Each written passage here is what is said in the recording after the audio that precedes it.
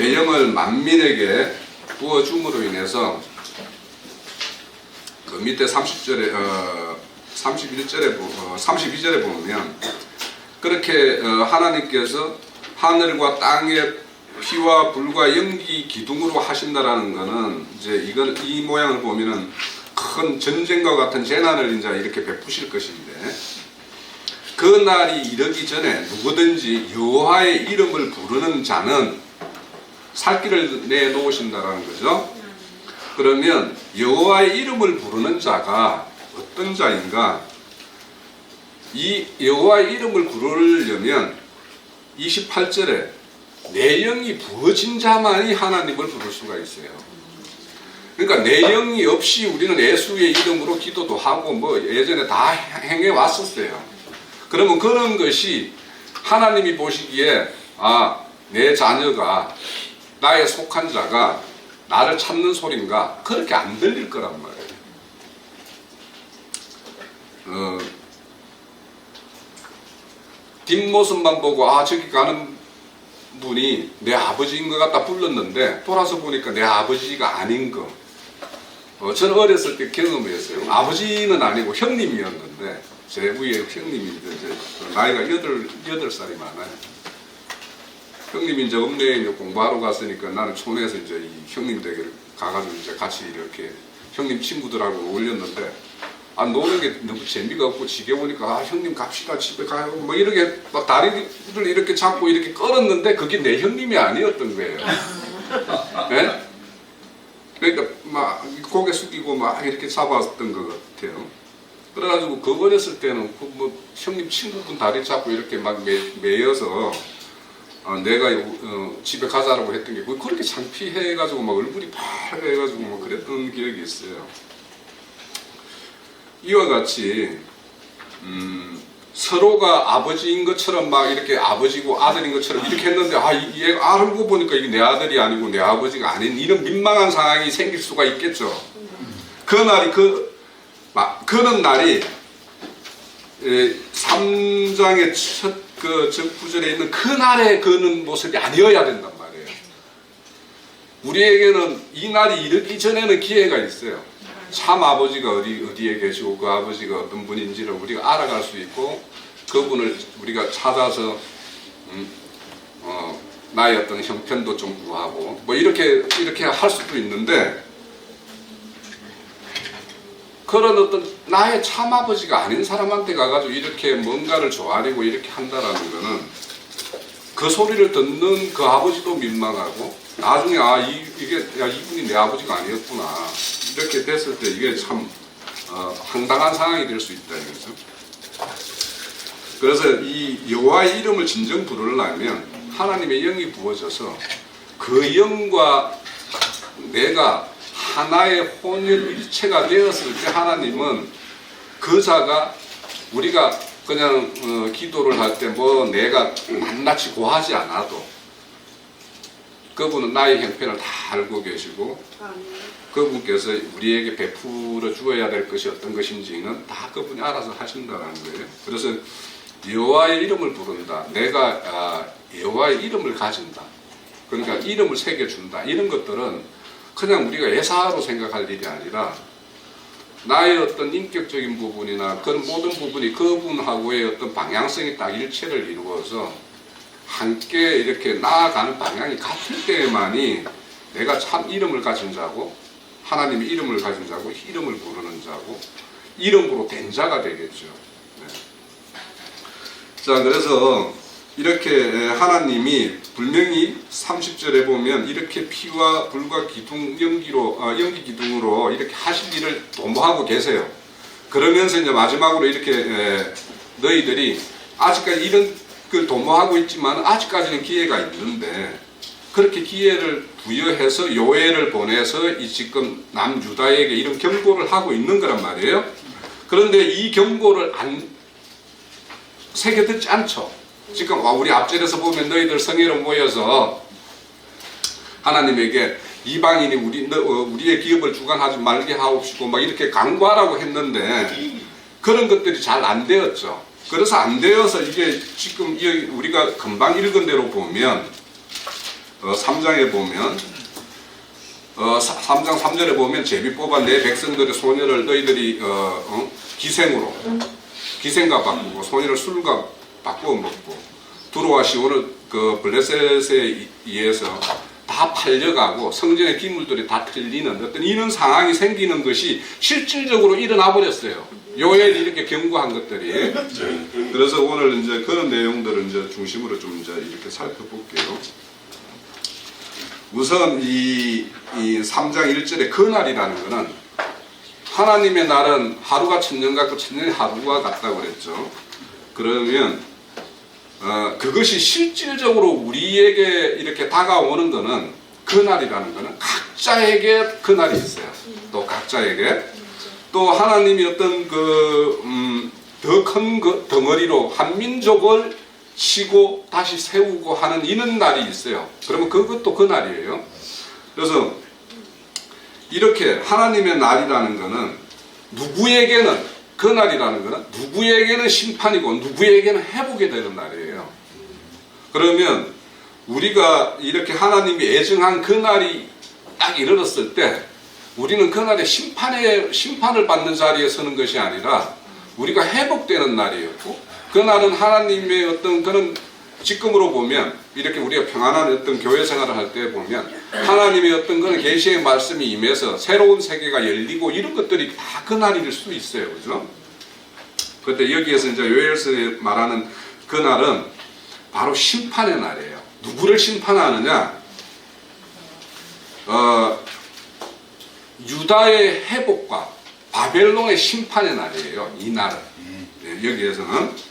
그래서 이들이 남유다가 하나님의 어떤 그런 경고, 하나님의 사람을 통해서 경고를 받았음에도 불구하고 그걸 행하지 못하고 돌이키지 못함으로 인해서 바벨론의 포로로 잡혀갔어요. 그 날이었어요. 그런데 이제 그럼에도 불구하고 하나님은 회복할 자들이 있다라고 그랬죠. 그래서 그렇게 회복해 하고자 하는 그날, 그러니까 그날은 반드시 뭐냐면 회복해 하려면 그들을 잡고 있는 자를 심판을 해야지만이 회복이 되죠. 자, 왜 우리 마태복음에 보면 그런 날이 있죠. 강도 나머지 것을 이렇게 탈취하려면 그걸 치고 있는 자를 보다 더 강력한 힘으로 그것들을 제압을 해야지만이 늑탈을 할 수 있다고 그러죠. 그러면 바벨론은 바벨론 신들이 있어요. 그죠? 그들의 신이 있어요. 그러면 그들에 의해서 이렇게 운영되는 어떤 그 나라에 그 노예로 팔려가고 포로로 팔려가고 했던 이들을 다시 회복하려면 바벨론 신보다 더 강력한 힘을 가진 자에 의해서만이 늑탈이 가능한 거죠. 네. 그래서 하나님이 그들의 신보다 훨씬 크다라는 걸 유다 백성들에게 이걸 보여주고 싶은 거예요. 애굽 바로에 포로 잡혀 있을 때도 하나님이 보여주고 싶은 것이 바로 내가 참신이고 내가 더 큰 신이다라는 걸 보여주고 싶은 거예요. 그래서 10장을 바로에게 베풀었었고 오늘은 바로 바벨론의 신이, 바벨론이라는 땅은 신의 우상 숭배의 총본산지예요. 모든 우상이 여기서 나왔어요. 그러면 여기에 있는 그 신들보다 내가 더 훨씬 능력이 크신 하나님 이름을 보여주기 위해서 바벨론으로 보냈던 거예요. 왜냐하면 그 포로로 잡혀가기 전에 유다 백성들이 바로 바벨론 신들을 섬겼거든요. 그죠? 지금 요엘이 전번주에도 이제 말씀드렸지만 지금 오늘 이제 나오는 말씀 중에 보면 여호사밧이 있죠. 여호사밧. 이스라엘 남유다의 네 번째 왕이에요. 이 여호사밧이 굉장히 하나님으로부터 보면 하나님의 어떤 정직한 왕으로 평가를 하고 있어요. 그런데 단지 산당을 없애지 않았다 이렇게 기록하고 있어요. 그 역대하 20장에 보면. 근데 이제 이 사람이 이제 실수를 하는 게 있어요. 여호사밧이 굉장히 하나님 앞에 정직하게 행했는데 자기 아들 여호람을 아합과 이세벨의 딸 아달랴와 정략 결혼을 시켜요.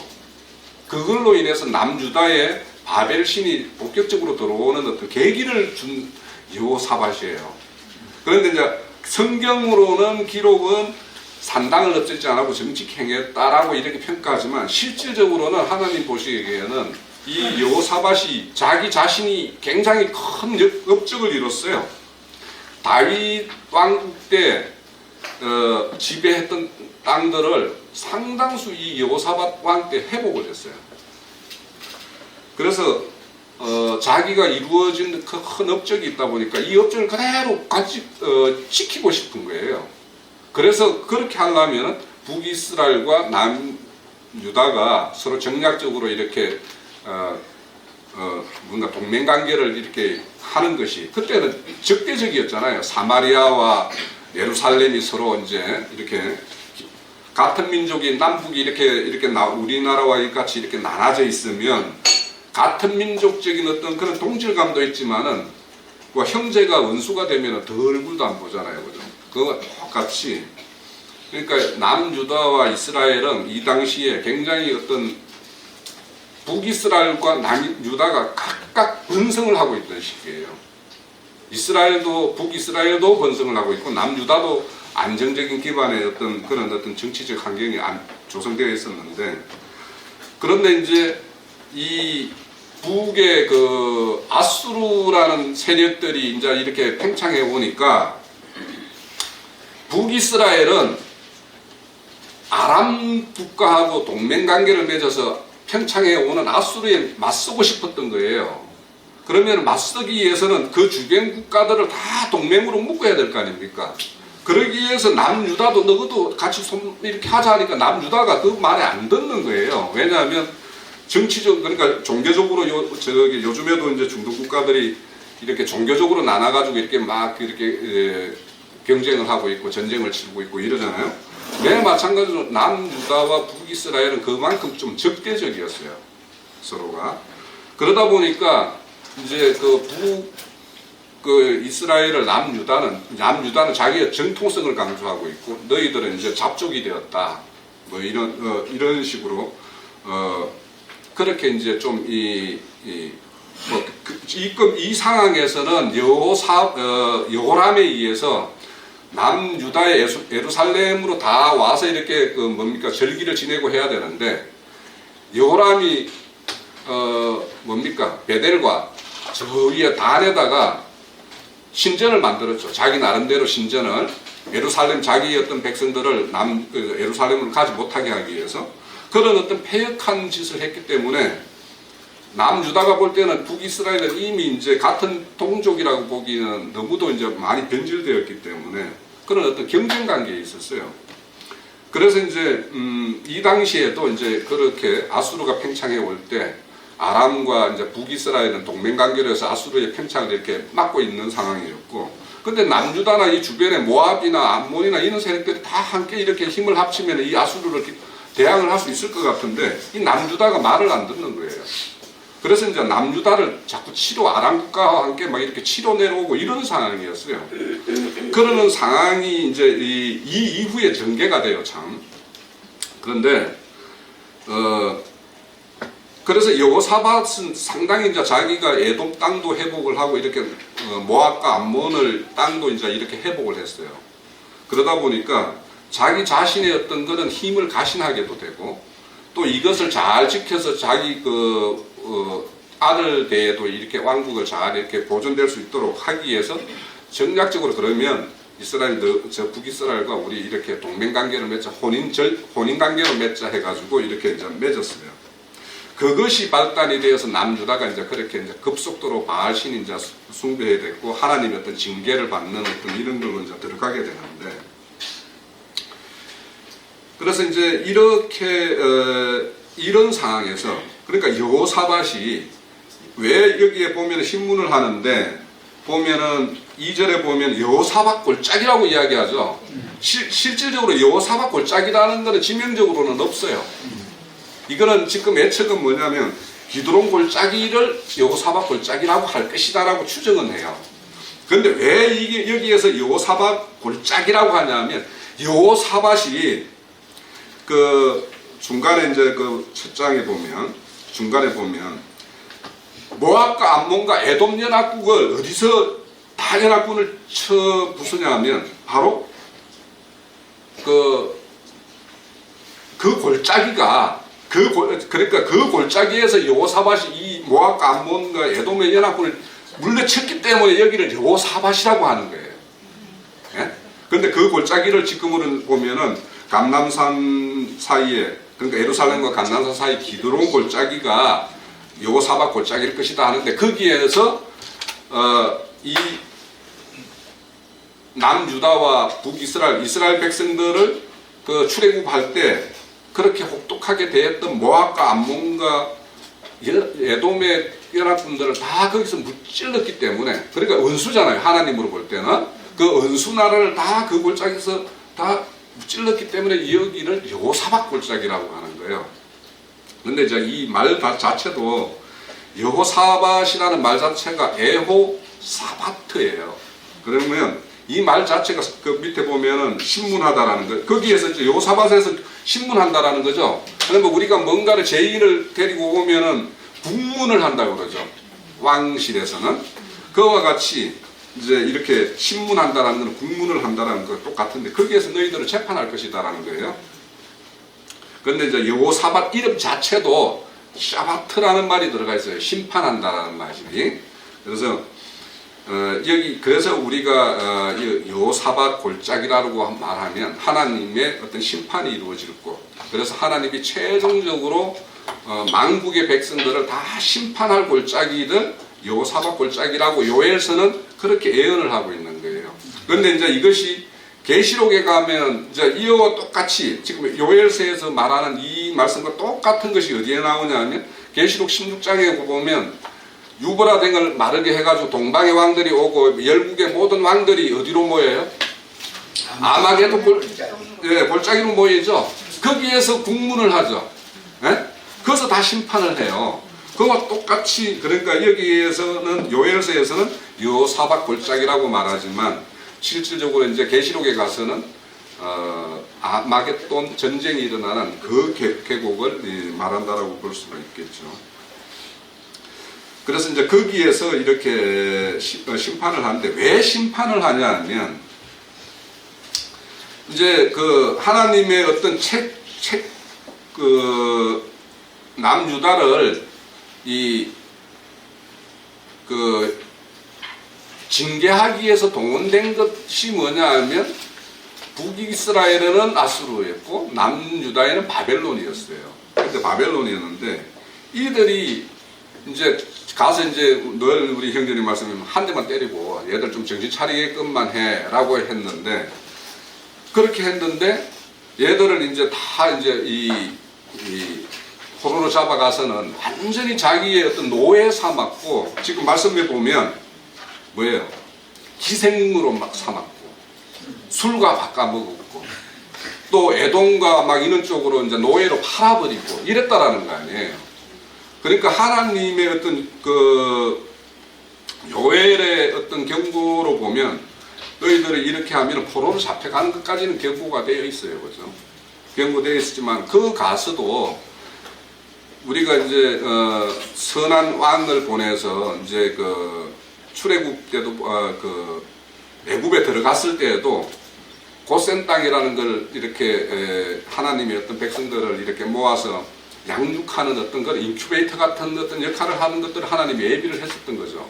그러면 바벨론에 포로 갔을 때도 분명히 하나님이 이 이스라엘 백성들에게 충분히 바벨론의 어떤 그런 어떤 실상들을 통해서 충분히 교육할 수 있는 그런 환경들을 여건을 해놓고 예비를 해놨을 텐데, 바벨론의 왕들은 악하게도, 그러니까 자기 우상숭배를 하는 왕이다 보니까 남유다 예루살렘의 어떤 기물들을 가지고 가서 벨사살 왕 같은 경우는 어떻게 했어요? 기물들로 막 술 마시고 막 이런 걸 하고 막 아주 악행을, 그러니까 하나님의 성전을 조롱하고 희롱하는 짓을 다 해버렸죠. 그러니까 하나님이 분에 넘치는 일을 이제 바벨론이 행한 거예요. 그러다 보니까 이제 그들을 심판하고, 그러니까 그런 것들을 보면서 그들이 하는 나의 신 하나님의 전을 이렇게 모욕하는 것들을 보면서 남유다 포로 잡혀갔던 자들이 그런 걸 보면서 뭔가 자기들이 섬겼던 하나님을 이렇게 조롱하고 모욕하는 이 바벨론에 대해서 반감도 생겼을 거고, 참 하나님에 대해서 회복에 대한 어떤 이런 것도 마음을 보면서 아, 내가 잘못했구나라는 회개하기 위해서 거기에 포로를 갔던 거 아니에요. 그래서 이제 그들이 그러면은 포로 기간 동안에 어떤 마음이었을까? 아, 이들이 원수였구나. 이들에 대해서 하나님, 내 잘못은 내 잘못이지만 하나님을 조롱하는 이들에 대해서 하나님 원수를 좀 갚아주세요 하는 것들이 그들 마음속에 일어났었겠죠. 그래서 뭐냐면 그날이 우리가 첫 장 두 번째 줄에 시온의 어떤 송사가, 그러니까 시온의 백성들이 잡혀가가지고 바벨론 땅에서 신원하는 마음이 생겼을 때 하나님은 그 날을 기다린 거예요. 그러니까 우리도 지금 기독교가 이렇게 변질되고 타락하고 이런 걸 모습을 보면서 우리의 신원이, 우리 마음속에 신원이 이루어지면 하나님이 그것들에 대해서 그들을 해방시키는 이런 일들을 행하실 거라고 믿어요. 그러니까 우리가 원수의 어떤 패역함을 보고, 그 패역함을 보고 이제 우리 얼마 전에 우리 롯에 대해서 롯이 의인이냐 아니냐, 그 패역한 땅에서 롯이 의인으로서 막 이렇게 속이 상하는 어떤 그런 게 있었기 때문에 의인이다라고 베드로후서 4장에 그렇게 말씀이 기록되어 있잖아요. 그죠? 그래요. 모지리 같은 롯도 더 악한 상황에 더 어떤 패역한 그런 환경에 가면 그들의 패역을 보면서 나의 패역도 발견을 하는 거예요. 이렇게 해서 그런 어떤 신원에 의해서 이제 이들이 회복되는 날이 임하는 거예요. 그러니까 우리도 이제 기독교의 어떤 그런 어떤 그 실상을 보면서 그들의 어떤 걸 우리가 책망하는 것은 낱낱이 그들의 잘못을 드러내는 것이 책망하는 거잖아요. 그죠? 그러면 우리는 하나님의 영이 임하면, 성령이 임하면 심판과 의와 뭡니까? 의와 죄에 대해서 책망한다고 그랬죠. 그러니까 우리가 하나님의 영이 임해 있기 때문에 그들에 대해서 책망을 하는 거예요. 책망한다는 것들은 그들의 죄를 낱낱이 우리가 드러내서 그들이 자기 자신의 모습을 보게끔 해주는 것이 우리의 책망의 어떤 목적이에요. 자, 그래서 우리의 어떤 그런 책망은 책망대로고, 또 그들에 대한 회복에 대한 어떤 신원하는 마음도 또 똑같이 있어야 돼요. 그들을 잡고 있는 사람들이 있잖아요. 그들을 그 상황에서 풀어주지 않고 압제와 억압 가운데 있음에도 불구하고 그 실상을 모르게 눈멀게 하고 기멀게 하고 하는 그 사람들이 하나님의 원수예요. 네. 자, 그래서 이제 이런 국문을 하는 모습을 지난주에 우리 요약을 하면서도 이제 말씀을 드렸던 것 같고, 이제 마지막에 그 언약과 구속사에서도 그 그리스도의 심판 때 이야기하면서 마태복음 25장에 양과 염소를 이렇게 분리하는 이런 어떤 그 하나님의 어떤 그 심판 때에 대해서 말씀을 보았던 것 같아요. 그리고 이제 우리가 고린도후서 5장 10절에 그리스도 심판대에 대해서 너무도 잘 알고 있고, 또 로마서 14장에 있는 하나님의 심판대에 대해서도 우리는 잘 알고 있어요. 이것들이 요엘이 말하는 여호사밧 골짜기에서 있을 때 어떤 심판의 각 모습들이에요. 자, 우리가 그리스도의 심판대에 서게 되면 그분은 우리의 모든 것을 아시는 분이죠. 네? 머리털까지 세신바 된다라고 하셨으니까, 그러니까 그분 앞에서 그분을 속일 수가 있어요, 없어요? 없잖아요. 그러니까 우리가 이렇게 살면서 하나님의 아들로서 살면서 잠시 잠깐씩 이렇게 엉뚱한 생각을 하고 엉뚱한 일을 도모했던 것들에 대해서 하나님은 다 기록하고 계실 거라고요. 그럼 그런 것들에 대해서 우리가 돌이키고 회개하고 그에 대한 어떤 용서를 구하는 마음들이 우리가 있을 때 우리가 그리스도의 심판대를 바라보고 사는 사람들이에요. 그 날에 대한 어떤 경고를 알고 있다면 우리의 신앙은 그 날에 맞추어져 있어야 합니다. 심판의 과정에서 이스라엘 백성들이 자기 죄를 깨닫고 후회하게 될 것이다. 그러면 자, 우리가 이 그리스도의 심판대에서 섰을 때 지금의 어떤 기독교의 사람들이 하나님의 심판대, 그리스도의 심판대에 섰을 때 그들의 어떤 후회스러움이 우리는 알고 있잖아요, 그죠? 네. 그런데 이제 그들은 이제 자기들이 잘 모르고 그런 사항을 이제 애견도 못하고 있기 때문에 그런 나라에 가면 내가 이런 일도 했고 저런 일도 했고 막 불명예 할 거 아닙니까? 그랬을 때 나는 네가 도저히 어디에서 왔는지 모르겠다라는 이런 말을 듣게 되면 그런 이 황망한 일이 어디 있겠어요? 그들의 열심이라는 것은 우리보다 더 열심일 수도 있어요. 네. 그런데도 그렇게 열심히 이렇게 하나님을 섬기는 예법이라고 해서 이렇게 행했는데 그것이 하나님이 도저히 나는 너희들이 어디에서 왔는지 모르겠다라고 한다라면 그거는 그렇게 만든 사람, 그들에 대해서도 하나님이 심판을 하겠지만 그들을 그렇게 만든 사람들에 대해서는 어떤 심판이 내려질까 감히 이제 짐작이 되겠죠. 자, 금방 우리가 읽었던 그 말씀 중에 보면 열국에 대한 심판을 하죠. 열국을 다 요사박굴쪽에 모은다고 그러죠. 그죠? 자, 열국을 심판하는 이유는 이스라엘을 열국 중에 흩어버렸어요. 다. 그러니까 바벨론 포로로 잡혀가가지고 거기에서 이렇게 이제 잠시 하나님이 이제 교훈하고 다시 돌이킬 어떤 계획이었는데 이들이 그들을 데리고 가서는 노예로 술집으로 뭐 어디 다 팔아버렸다라는 거죠. 그리고는 이제 남유다 땅을 이제 그 또 북이스라엘 땅을 자기 땅으로 다 취해버리고 있죠.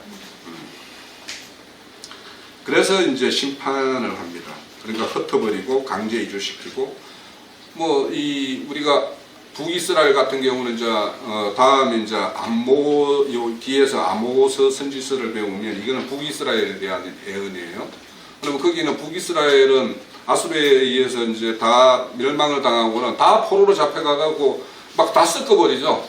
그죠? 피도 섞어버리고 막 이렇게 해서 그래서 이제 사마리아인이라는 말이 생겨버리잖아요. 그죠? 네. 자, 제비 뽑아서 그 백성을 취하여 소년을 기생으로 보내고 소년을 술을 바꿔 먹었다라고 이야기를 해요.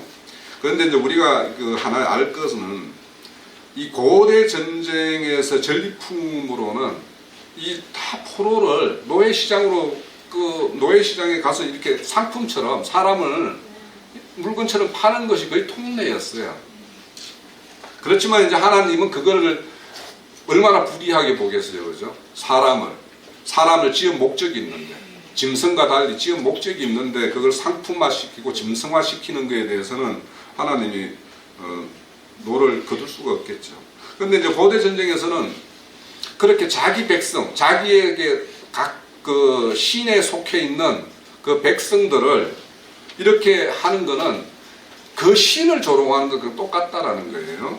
그래서 이제 하나님은 자기 백성에 대해서 이렇게 취급하고 자기 어떤 성전의 기물을 이렇게 취급하는 것에 대해서는 자기 자신을 조롱하는 것과 자기 자신을 비하하는 걸로 이렇게 받아들인다는 거예요. 그래서 자기 백성을 학대하는 것은 그들의 신을 모독하는 것이었고, 특히 이제 우리 그 마태복음 25장의 어떤 끝말에도 보면 형제 중에 지극히 작은 자에게 하는 것이 나에게 행한다라고 하는 거잖아요. 그러면 자기 백성에게 행하는 것이 하나님에게 행하는 걸로 간주를 하는 거예요. 그러니까 당연히 이제 이 포로 잡아갔던 그 바벨론이나 이런 열국들을 이제 심판을 할 수밖에 없는 거죠. 자기 백성에게 부여한 어떤 그런 기업들을 또 다 탈취해가지고 취하는 거. 그러니까 우리가 왜 그 율법에 보면 희년이라는 게 있죠. 희년이라는 거는 그걸 맡은 자가 경영을 잘못해서 그 맡은 기업들을 빼앗길 수가 있죠. 남의 손으로 넘어갈 수가 있죠. 있지만은 하나님은 그 사람에게 희년이라는 제도를 통해서 자기 고유한 기업을 지키게 하는 것도 있지만 그 한 번 빼앗겼던 사람에게는 내가 왜 빼앗겼지라는 걸 되돌아볼 수 있는 거죠. 그럼 두 번 실수를 안 하는 거죠. 두 번 실수하지 말아라는 거예요.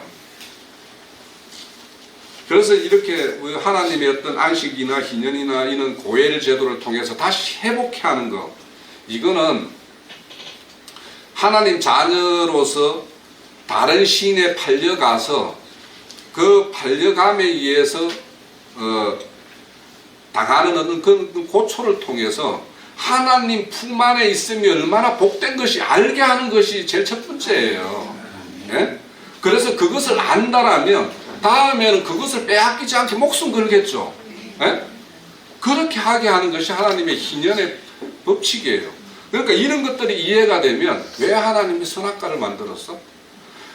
선악과 없이 좋은 것만 주어지면 그 좋은 게 좋은 줄을 몰라요. 그런데 그것을 한번 빼앗겼다가 다시 회복하면 그것이 얼마나 귀한 건지 알잖아요. 우리가 욥도 그렇잖아요. 다 그 자기가 목숨처럼 아끼고 살들이 보살폈지만 그것이 얼마나 좋고 감사한 건지는 모르면서 그걸 지키기 위한 어떤 그 욥의 어떤 노력이었거든요. 그런데 이제 그것이 다 탈취당하고 다시 하나님에 의해서 회복해 되니까 그것이 얼마나 복된 것인지를 이제 알기 때문에 그것을 대하는 자세가 다른 거예요. 이전과 이전. 그러니까 우리가 새 사람이 되었다. 뭐 이 성경에 보면은 옛사람이 새 사람이 되었다라는 거는 모든 사물을 바라보는 가치 기준이 다 바뀔 때 그게 새 사람인 거예요. 예? 그러니까 이 세상이 불의해요. 불의하죠? 불의하지만 하나님 눈에 보면 너무 좋은 거예요. 왜냐하면 이런 걸 분별할 수 있는 백성을 산출하기 위해서는 그 악한 것이 있어야 되기 때문에. 네. 자, 제비뽑아 자기는 노예를 끌고 가서 인신매매를 한다라는 것은 앞으로 이제 선지서를 보다 보면 이 이야기가 계속돼요. 그러니까 아모스 다음에는 이 뭐 노예로 팔고 어떻게 하고 너희들이 어떻게 지질거리고 뭐 찬양을 하는데 뭘 어떻게 하고 이런 이야기들이 아모스는 좀 더 적나라해요. 내용이 이제 뭐 한 9장 정도 되니까.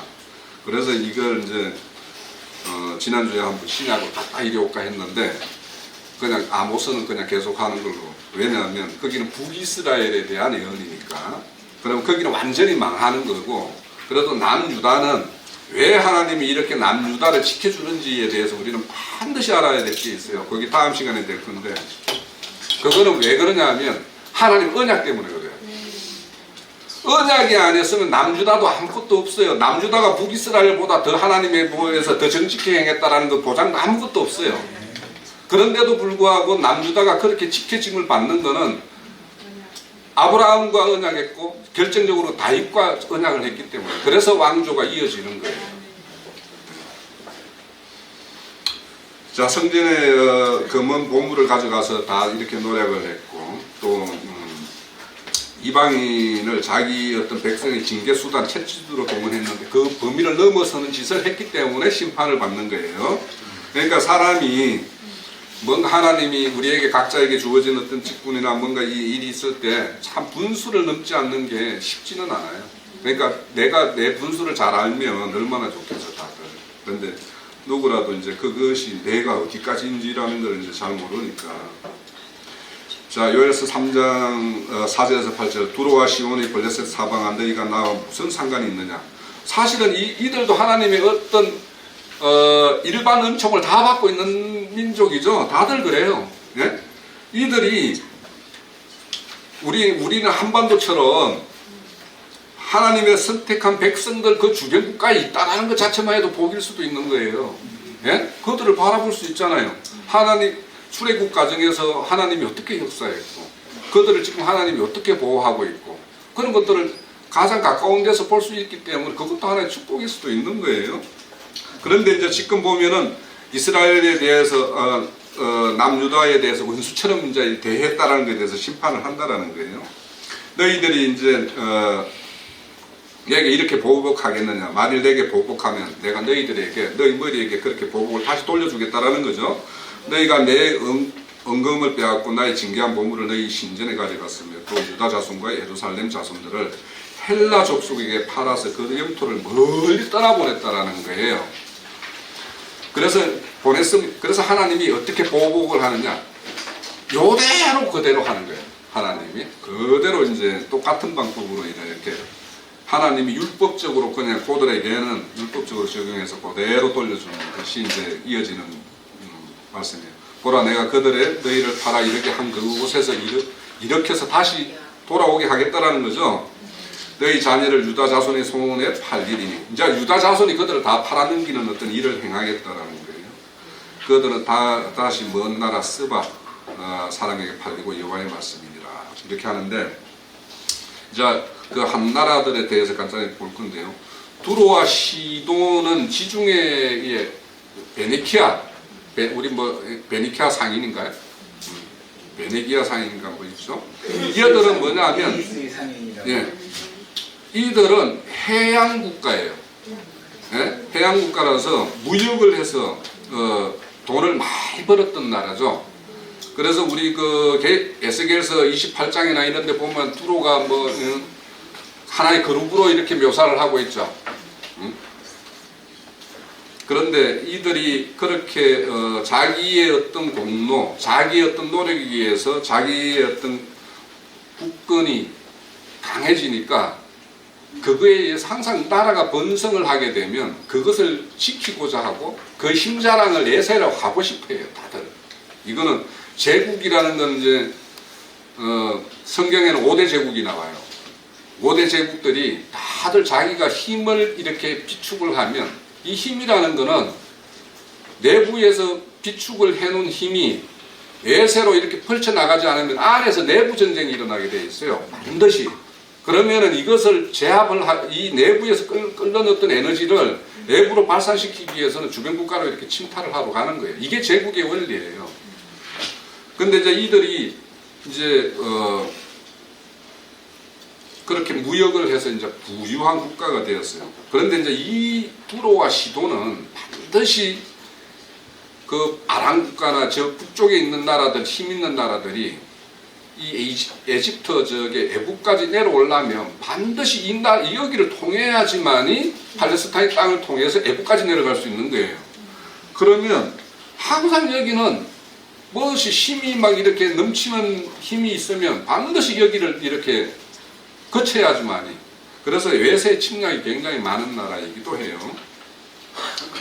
그런데 이 나라가 자체적으로 이제 그런 힘을 기르고 이렇게 하다 보니까 여호수아 때 그 가나안 땅을 정복을 할 때도 이 땅을 정복을 못했어요. 그런데 이제 이들이 어떤 신을 섬겼냐면 바알과 아스다로 신을 섬겼죠. 그러니까 이 신이 어디서 왔냐면 바벨론에서 온 신이에요. 그러니까 바벨론의 어떤 신을 결국에는 남유다와 북이스라엘에게 이렇게 전파하는 역할을 했죠. 그래서 하나님으로부터는 이제 이 원수의 나라이기도 해요. 그런데 이제 이 두로는 솔로몬과 다윗 시대 때는 굉장히 그 우호적인 국가였어요. 그래서 성전을 짓거나 다윗의 어떤 그 왕궁을 지을 때 그렇게 도움을 받고 물자의 어떤 도움을 받고 이렇게 했던 나라예요. 그렇지만 이제 결정적으로 말씀드렸듯이 이 바알 신이 침투하게 되는 어떤 그런 제약을 범하죠. 그래서 우리 그 선지서들에 보면 이들에 대해 두로와 시돈에 대해서 심판하는 거는 이사야서도 있고 에레미야도 있고 에스겔서도 있고 금방 지금 이제 요엘서도 지금 언급되어 있고 다 언급이 되어 있어요.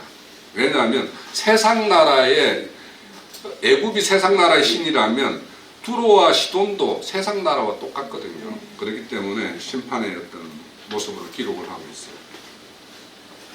근데 이제 요엘과 아모스에 보면 이제 형제의 나라였다. 왜냐하면 솔로몬과 형제연을 맺고 있죠. 그렇게 맺었는데 뭐냐면 지금 남유다 백성들을 팔아넘기는 쪽으로 이런 역할을 하기 때문에 형제의 그런 동맹 계약을 파기한 걸로 하나님이 어떤 심판의 대상으로 이렇게 말씀을 하고 있어요.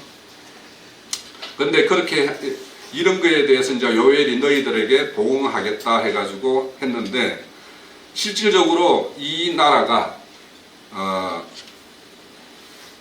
망하죠. 그래서 이제 그 알렉산더 때 최종적으로 다 망해요.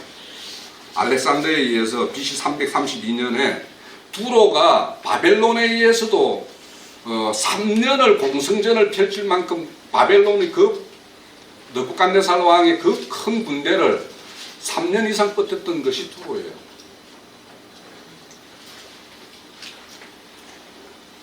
그런 나라가 그리스의 알렉산더에 의해서 멸망을 당해요. 그리고 그들의 사람들, 두로와 시돈의 사람들이 노예로 팔려가요. 팔려가서 똑같이 그러니까 바벨론에 의해서 남유다 백성들이 팔려갔듯이 그들의 백성들이 팔려가는 어떤 그런 것을 경험을 하게 되죠. 이제 블레셋에 대해서도 이제 그 똑같은 심판을 내리는데, 블레셋은 이 말 자체가 이주자 애국인이라는 뜻이에요.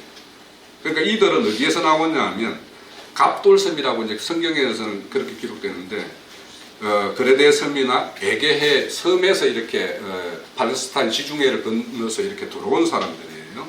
근데 이 블레셋은 누구에 의해서 나오냐 하면 함 족속이에요.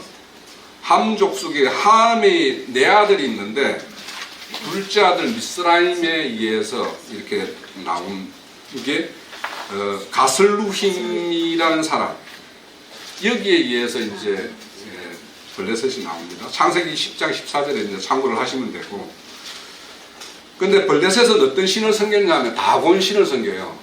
우리 어때 이렇게 성경 자료들 이렇게 보다 보면 위에는 사람인데 밑에는 저기 물고기 인어식으로 이렇게 생긴 그런 신 봤어요? 사진 봤죠? 그게 다곤 신이에요. 이 다곤 신이 뭐냐 하면 바알의 아버지예요. 바알 신의 아버지라고 칭해요. 그 다곤 신이. 그러니까 블레셋은 다곤 신을 섬겼고 바알 세불 신을 섬겨요. 바알 세불이 뭐예요? 파리들의 왕이에요. 파리들의 왕. 그래서 우리 형제님들 똥파리 하는데, 그러니까 이 바알 세불이 그 블레셋 그 에글론 있죠. 제일 북쪽에 있는 그 5대 성읍이 있죠. 그 블레셋이. 근데 제일 북쪽에 있는 것이 에글론이에요. 그 에글론의 어떤 신으로 섬겼던 것인데, 그 이제 그 아합의 왕이 있죠. 아합의 왕 북쪽. 아합의 왕이 아시아인데 얘가 이제 다락 난간에서 떨어져서 이제 병이 들었죠. 그런데 병이 들었는데 내가 살 건지 죽을 건지 바알세불에게 물으러 이렇게 가려고 하다가 가는 도중에 엘리야를 만나죠 먼저. 그런데 엘리야가 옛날에 예언한 게 있어요. 그거는 반드시 침상에서 떨어져 죽을 것이다 이렇게. 그래서 이제 그 아합의 아들이 죽죠. 그래서 이제 그때 그 바알세불이 등장하는데 이들이 이제 섬기는 신들이에요. 근데 이제 블레셋은 우리가 지난주에 그랄 땅, 아브라함이 그랄 땅을 내려가 가지고 이제 뭐 사라를 빼앗길 뻔했던 거기 블레셋 땅 그랄이에요. 그러니까 아브라함 때는 우물을 가지고 다퉜던 어떤 그것이 이제 블레셋이죠. 그래서 블레셋이라는 것을 우리가 이제 상징적으로 좀 이해를 할 필요가 있어요. 블레셋에 의해서는 그 이제 사페제 보면 이제 역사적으로 원수의 국가였죠. 그래서 블레셋에 의해서 언약궤도 빼앗긴 적도 있고. 그래서 언약궤를 빼앗겼던 그 엘리 제사장의 아들, 홈리와 비나스에 의해서 이제 전쟁을 하나님의 전쟁이라고 이제 칭해서 이제 언약궤를 앞세워서 전쟁을 한번 치러보겠다고 언약궤를 앞세우다가 이제 블레셋에 빼앗겼죠. 그것도 언약궤가 막 이 블레셋 땅에 막 이곳저곳 옮겨 다닐 때마다 이게 막 하나의 언약궤가 그들의 신을 막 이렇게 그러다 보니까 막 이기저기 옮겨 다니고 이제 최종적으로 다윗에 의해서 다윗성으로 이렇게 이제 언약궤가 회복되는 것인데, 이렇게 블레셋은 일반적으로는 이제 그 종교 집단을 상징을 해요. 그렇게. 그러니까 어떤 하나님을 섬기는, 그러니까 뭔가 신을 섬기는데 종교적 애법으로 섬기는 것들의 어떤 상징성을 이제 이렇게.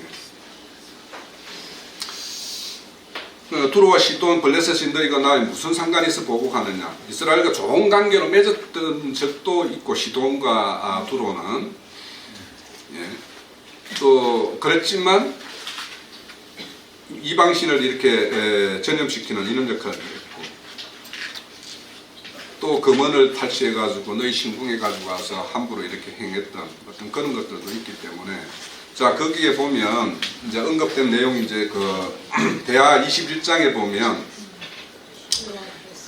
여호와께서 블레셋 땅과 구스에 가까운 아라비아 사람의 마음을 격동시켜 여호람을 치게 했어요. 그 무리가 올라와서 유다를 침공해 왕궁의 모든 재물과 그 아들과 아내를 탈취하였으므로 말제 아들 여호아하스 있죠. 여호아하스 외에는 한 사람도 남지 아니하였더라라고 되어 있어요. 이 여호아하스가 뭐냐면 여호람의 아들 아하시아였어요. 내가 이거를 이제 언급한 게 지난주 요 밑에 왕들의 그 기록들을 이렇게 정리할 때 여호아하스를 요하스 왕이라고 내가 잘못 오기를 하고 잘못 이해했던 적이 있어요. 그래서 내가 이거 바로잡기 위해서 여호아하스 여기에서 말제 아들 여호아하스는 아하시아 여호람의 아들이었어요. 얘가 아까 먼저 말씀드렸듯이 난간에 떨어져 죽은 그 왕이에요. 그 이때 뭐냐면 성전의 기물을 다 탈취해 갔었어요. 탈취를 한번 당했죠. 또 남유다 같은 경우에 이제 요아스 있죠. 요아스. 지금 우리가 성경을 요아스 왕 때죠. 이때 뭐냐면 아람왕 하세엘이 넘어와가지고 성전의 기물들을 다 그러니까 뭐 탈취해 간 게 아니라 항복하기 위해서 성전 기물을 갖다 바친 거예요. 이렇게 탈취를 당한 적이 있습니다. 그래서 이제 이렇게 노예상으로 이렇게 팔아간 거에 대해서 이제 하나님이 징계를 하는데 실질적으로 노예로 팔려간 대표 주자는 요셉이었죠. 요셉은 팔려갔는데 이거는 실질적으로 누구에 의해서 하나님에 의해서 그렇게 예비된 자였죠. 근데 여기에 보면 유다 자손과 예루살렘 자손들을 헬라 족속의 노예로 판 죄. 그래서 블레셋과 페니키아, 두로와 시돈, 베니기아인데 이건 잘못된 두 족속들을 에돔에게로 팔아갔어요. 이 족속들을 어디에 팔았냐면 형제국가, 에돔은 형제국가죠. 형제국에도 팔았는데 이 에돔은 주 산업이 뭐냐면 석공이었어요. 석공. 돌을 이렇게 만져서 이렇게 하는 사업들이 번성을 하다 보니까 사람 일손이 되게 많이 필요한 사업을 하던 게 에돔이었어요. 그러다 보니까 에돔은 막 이방 땅, 다른 나라의 어떤 사람들을 노예로 사서 자기 노역을 시키는 데로 이렇게 동원을 했던 거고 또 그 말씀 보면 두로와 야인, 헬라 사이에 이제 무역을 이루었다고 그러죠. 이 야웬이라는 말, 야완이 이제 헬라라는 말이에요. 야완과 두발과 메색 이 말은 창세기 10장 2절에 보면 야벳의 후손들이에요. 이들과 이렇게 상인거래가 있었는데 거기에 상인거래 물품에 보면 사람과 녹그릇이죠. 그러니까 이들도 야벳 족속과 함께 이렇게 사람을 팔고 사고 하는 이런 일을 했던 거예요. 또 우리가 그 사람을 이렇게 영혼을 사고 파는 것에 대해서는 특이한 사냥꾼도 있지만 계시록 18장에 보면 큰 성 바벨론 상고들이 파는 어떤 그 물품에는 사람의 영혼이 있죠. 사람도 포함되어 있죠. 그래서 사람의 영혼을 파는 것들이 지금 이 시대에 어떻게 성취되고 누가 이런 짓을 하고 있는지에 대해서 잘 우리가 알아야 되는 거예요. 그러니까 그날에 그렇게 민망한 일을 당할 그 사람들은 어떤 사람이냐면 이런 상인들에 의해서 지금 팔려가고 있는 거예요. 그러니까 다른 신들에게 우리 하나님의 어떤 백성들을 팔아넘기는 작업을 누가 하고 있는지 혹시 여기에서 우리 교회가 그런 짓을 하면 다들 떠나가야 되는 게 맞아요. 그죠? 그런데 이 짓을 어디에서 하고 있는지를 안다라면 그들에게 대해서 우리가 책망하는 어떤 말씀을 안 할 수가 없는 거죠. 자, 시도는 BC 343년에 아닥사스다에 의해서 파괴가 되었고 두로는 BC 322년에 알렉산더 대왕에 의해서 팔려갔고 먼 나라 시바에게 팔려갈 것이다라고 했는 것이 실질적으로 역사상에 아라비아 남쪽 그 예멘 나라로 그 바벨론 사람들이 팔려갔다라는 어떤 기록이 있다고 그래요. 하나님의 열국의 심판에 의해서 예언은 반드시 이렇게 성취된 걸 우리가 봐요. 성취되었어요. 그러니까 우리가 오늘 이제 지금 요엘의 어떤 그 예언서 중에 마지막 이 심판에 대해서 배우는 거는 반드시 하나님이 예언하고 그분은 구원하는 하나님이지만 반드시 구원과 그 반대면에 있는 심판도 행하시는 분이라는 걸 우리는 반드시 알아야 된다는 거예요. 그래서 하나님은 반드시 일을 행하시는데 그분은 모든 일을 행하세요. 심판도 행하시고 구원도 행하시고 그분은 열국을 다 모아서 심판하는 날이 있어요. 그것이 우리 큰 보자 심판의 날이라고 이야기를 하죠. 자, 우리가 심판에 임할 때 그런 어떤 열국과 열족을 모아서 심판하는 근거를 이사야서 66장 16절에 18절에 잠깐 볼게요. 여호와께서 칼과 불로 모든 혈육에게 심판을 베푸신즉 여호와께서 살육을 당할 자가 많으리니 스스로 거룩히 구별하고 스스로 정결케 하고 동산에 들어가서 그 가운데 있는 자 뒤에서 돼지고기와 가정한 물건과 쥐를 먹는 자가 다 함께 망하니라고 되어 있죠. 여기 보면 스스로 거룩히 구별하고 스스로 정결케 하고 동산에 들어가서 어디에 동산이라면 그들의 어떤 신전이겠죠. 그 가운데 있는 자라고 되어 있는데 이것이 이제 우리 개혁 성경에 찾아보면 이사야서 66장 찾아보면 목상이라고 되어 있어요. 목상. 그들이 어떤 들어가는 데가 하나님이 보시기에는 그들이 겉모양으로는 스스로 거룩해 하고 스스로 정결케 하고 어디에 들어가는데 거기가 뭐냐면 목상이 있는 데더라는 거예요. 거기에서 돼지고기와 가정한 물건들, 쥐를 먹고 그러니까 이 물건들은 뭐냐면 여기 11장에 보면은 부정한 짐승과 정결한 게 있죠. 부정한 음식과 정한 음식. 그때 다 부정한 음식을 거기서 먹고 있더라는 거예요. 그러면 이런 일들이 지금 어디에서 이루어지고 있는가? 어딘가에서 이루어지고 있죠. 그러면은 그것들에 대해서 반드시 이제 하나님의 그렇게 하는 모든 열국과 열족들을 그러니까 세상의 모든 사람들이 나는 신을 안 믿고 뭐 신앙이 없다라고 하지만 다 신앙 없는 사람 없어요. 예? 뭔가 어디 가서 불상 앞에 가 있든지 뭐 어떤 십자가 앞에 가 있든지 그런 거 안 할 뿐이지 그들에게는 세상의 어떤 신을 섬기든지 세상 신은 뭐예요? 돈 아닙니까? 돈이 신이든지 뭔가 다 신을 섬겨요. 그래서 그들은 다 하나님의 어떤 열국과 열족을 모일 수밖에 없고 심판에 어떤 받을 수밖에 없는 거예요. 자, 데살로니가후서 1장 6절에서 9절을요. 너희가 환난을 받게 하는 자에게는 환난을 갚으시고. 그러니까 환난케 하는 자, 하나님의 어떤 자녀들을 환난케 하는 자는 환난을 갚되 그렇게 환난을 당하는 자는 하나님께 안심으로 갚으신다고 그러죠. 예. 그러니까 하나님이 공의의 하나님이라는 거예요.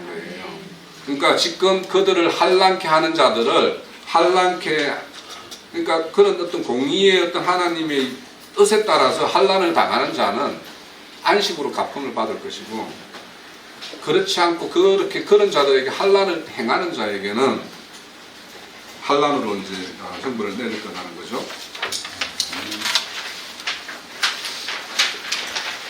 이제 마지막 페이지입니다.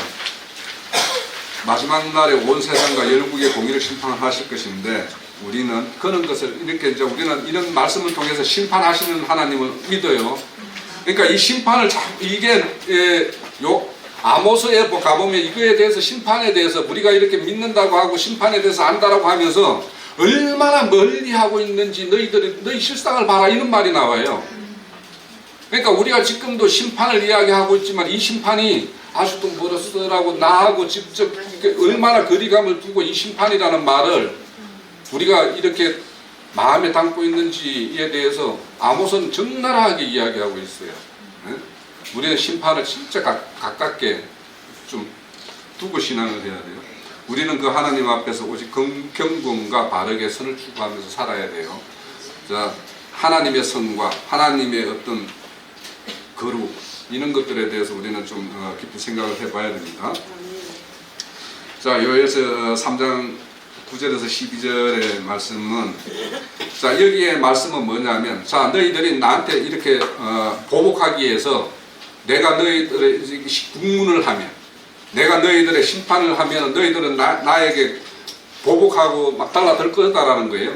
그러면 좋다. 너희들은 보석을 쳐서, 예? 칼을 만들고, 보석은 쟁기 있죠.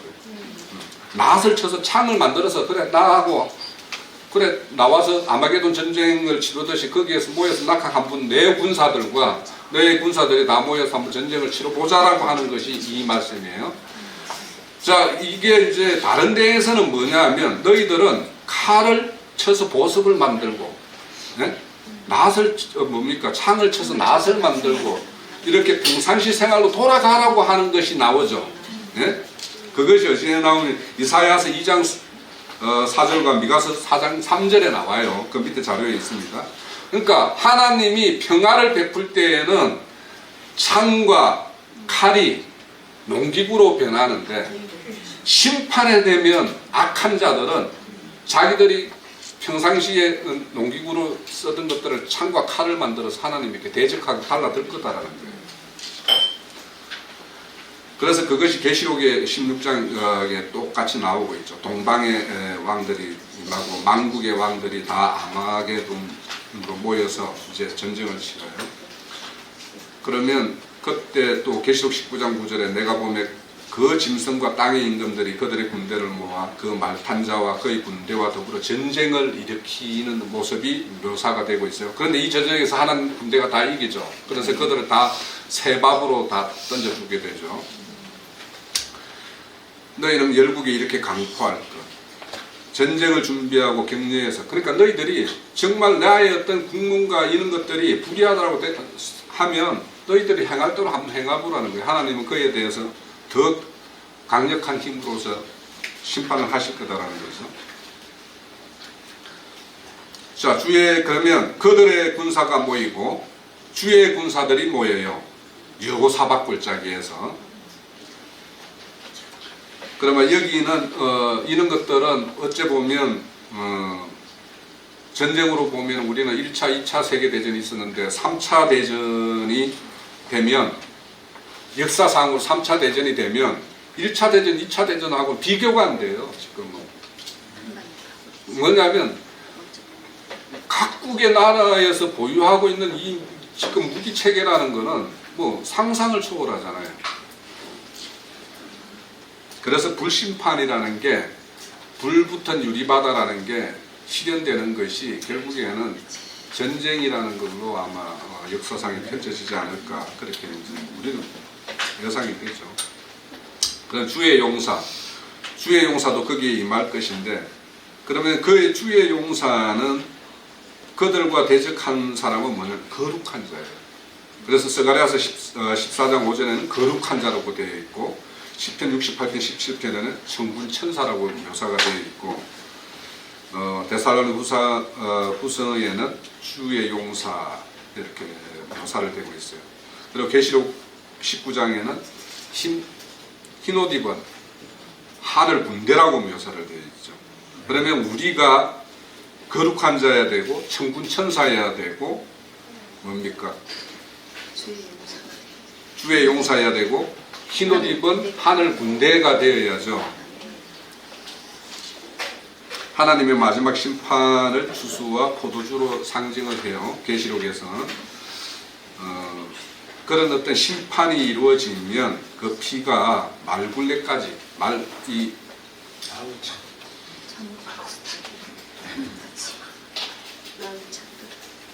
닿을 것이고 100, 600스다리온에게 퍼질 것이다 라고 이렇게 예언을 하고 있어요.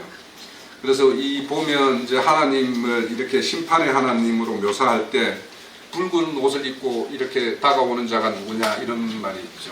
하나님은 이제 그때는 홍의를 입고 등장하시겠죠. 심판의 옷을. 왜냐하면 피가 튀겨서, 흰 옷이 피가 튀겨서 막 다 피물로 드는 어떤 그런 심판의 어떤 장혹함이 이제 예상을 하고 있어요. 그래서 우리가 이 에스겔 요엘서를 이렇게 보면서 이 요사박 골짜기라는 것들이 심판의 골짜기가 지금 어디인지도 잘 보면 어디 그 계곡인지도 보면은 거기에는 반드시 죽은 시체가 모여 있는 곳일 거 아닙니까, 그죠? 거기가 어딘지 짐작이 되죠. 그래서 우리가 그런 어떤 여호사박 골짜기를 보면서, 그러니까 여호사박 골짜기에 보면 모압과 암몬과 예돔을 다 심판하고 나서는 거기 계곡을 계시록 아닙니다. 역대하 20장 26절에 보면 브라가 골짜기라고 해요. 그러니까 여호사박 골짜기가 누구에게는 여호사박 골짜기인데 구약의 682면에 있어요. 누구에게는 브라가 골짜기라고 해요. 브라가. 이 뜻이 뭐냐면 축복의 골짜기라는 거죠. 찾아보세요. 그러니까 누구에게는 심판의 골짜기인데 누구에게는 축복의 골짜기가 돼요. 그러니까 심판이라는 거는 양면성이 있는 거예요. 그러니까 거기에 불붙은 유리바다 바다 위에도 바다 옆에서 누군가 검은고를 타고 하나님을 찬송하는 자들이 있잖아요. 예? 그러면 불구덩이에 빠져있는 자가 있고 불구덩이 밖에서 하나님의 어떤 공의의 심판이 이루어지는 걸 보고 하나님의 찬송하는 자가 있어요. 그러면 우리가 이런 심판을 볼 때 내가 서 있을 자리가 어디여야 되는지, 어떤 것들을 우리는 추구해야 되는지에 대해서 우리는 그것을 생각하면서 오늘 이 심판의 말씀을 좀 이렇게 담아 가셨으면 합니다.